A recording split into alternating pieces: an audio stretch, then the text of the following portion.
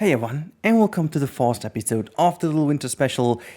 Today we are already in the last episode of this time lapse, and there will be the next episode will be the tour already. Reason why I'm doing it this way is pretty simple actually. There are a lot of things I need to kind of fix that are very much not suitable for a time lapse. However, I hope you guys enjoyed this so far. Please let me know in the comments down below if you enjoyed this little small project and if you would like to see stuff like that in the future as well. Because I'm still like thinking about what is coming up next year, and with all these projects ending, I might going to have like one big project soon. But, next to it, there might be a bit of room for these kind of things. Surely the movie habitat is at some point going to return. But, for the moment being, I think it's better to just, have some smaller projects here and there. But if you guys have some ideas, please let me know. You guys are very, very good in giving me some ideas lately, so please go on. That is a big help. Just let me know what you think of this specific build over here. Today will be rather special because it's a very short time lapse, and then we go and look a little bit more into the whole build, and I'm going to show you what I'm doing before we do the full tour. There are a lot of things I will do, maybe tonight, maybe tomorrow, I don't know exactly when. Maybe the tour is taking a few more days until I release it. Maybe I release it tomorrow. I honestly have no clue. It depends a little bit on how much time it will take to fix all these issues. There are a few things I want to talk about in the real-time part that I think are a little bit of a problem of the game, but that's something I just want to talk to you guys in the real-time part. Now, for the speed build, this is at the very much open polar bear plain, so to say, or polar bear, I don't know how to call it, maybe ice shores or, just the iced area for the polar bear with a lot of different snow and ice rigs in the water, just making sure that and they can roam above it, but also this makes the appearance as if it's like very open and big, and you're really looking into the sea and into the Arctic Sea. So that's basically the idea behind this. I think I kind of managed to do it. Fun story though. You will see this also in a real-time part when you when you basically have the animals in this area is too huge, like too big to display the traversable area. Like at a certain point, the traversable area is just like, no, I'm just not showing, okay? That's fine. And it's ridiculous how big it is, but I wanted to keep it natural. And at a certain point, I also would love to have the animals just roaming around and just be everywhere. But then again, have them in certain areas still, it's kind of a hard thing to do. But yeah, I'm going to talk about this a bit more in the real-time part because that's easier to show you guys. Now, as of for this build, again, I just wanted to make sure that this is very simple. And again, it's the same rule that applies on here as I talked about yesterday. It is definitely going to be something more focused on the snowy side of things. So I'm not really paying too much attention on how it would look without snow because, well, you won't see it without snow, so why would I? And then I figured, okay, I'm gonna do something else now, which I wanted to do for a while. I always felt we didn't have the right pieces, and now we finally have the right piece to do so. And I'm just going to build a little igloo. So like this is the Inuit building. I have no idea if I pronounced this anywhere correct or whatnot, but that's kind of the stuff you build as a kid. As always, if there's enough snow, you try to build this kind of thing, which I don't know how many years have been passed since I've lately done this, or like the weather was in a way I could do it. But yeah, I'm quite happy how it turned out. It's a rather simple build, to be honest, and I could definitely do this as a blueprint as well.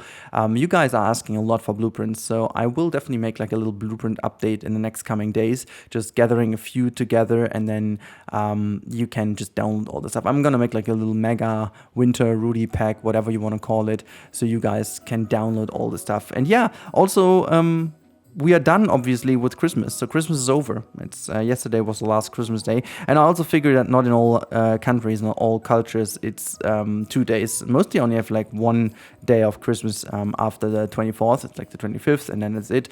I know that, for example, in UK, the Boxing Day exists on the 26th, and this is something we don't have in Germany.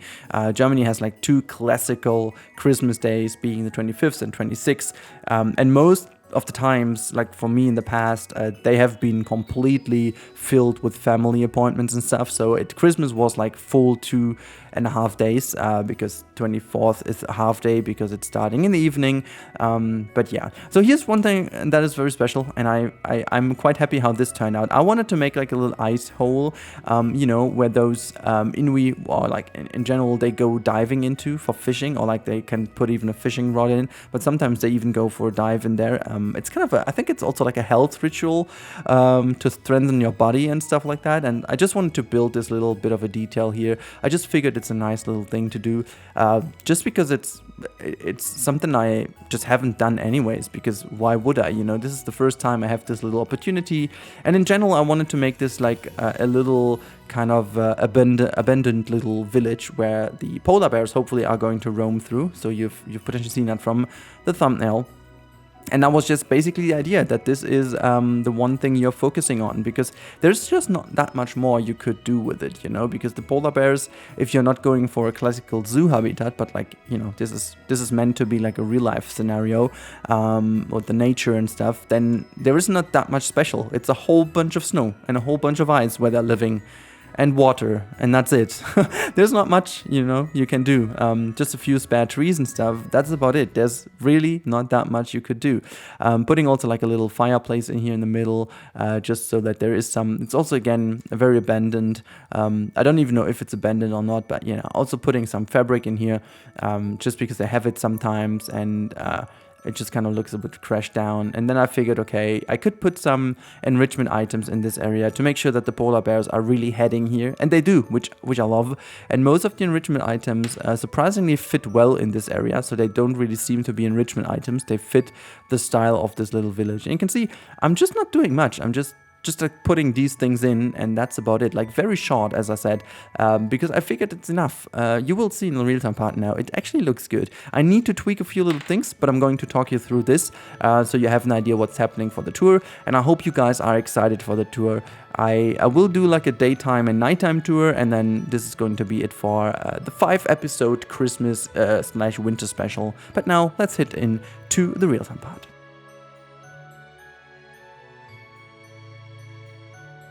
Alright guys, here we are in the real-time part, and as you can see, this is the little village we just built in a time-lapse. And you can see over here, this is, there's a little lag here, because the traversal area is about to be recalculated. I did a few little changes. This is our friend over here playing with this tire. Look, excuse me, that was pretty strong. Wow. No, and it's back. It's back. Yeah, we have a few lags here and there. It takes a while until everything is calculated. I'm just going to quickly show you why this happens. So just have a look. This is the entire habitat. And you can see the game is just like, after this area, it's just like, you know, no. I mean, they can traverse everything. It's no big deal.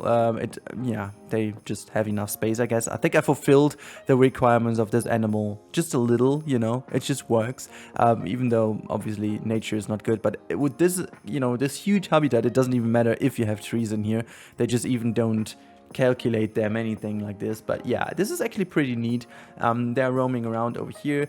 I covered most of the fencing over here. I will do this a bit more, maybe with some stuff. And you can see one of the biggest things I have to do is making sure that these things are nicer looking. I will basically go in and take stuff like that, you know, and then just kind of merge this in these kind of areas like so.